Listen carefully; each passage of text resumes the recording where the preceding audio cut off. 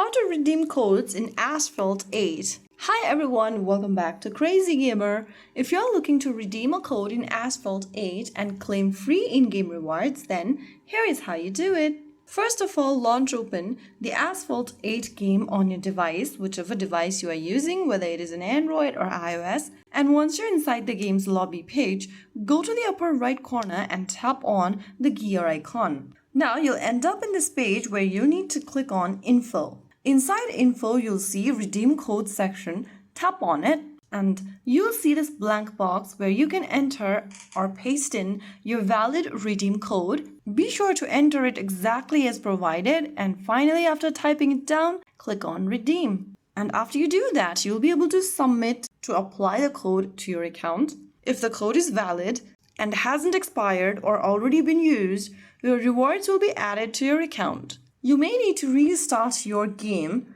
or wait a short time for the items to appear. So that is how you can easily redeem your Asphalt 8 code. If you found the video helpful, don't forget to like, share, and subscribe to our channel. I will see you again in the next video. Thank you for watching.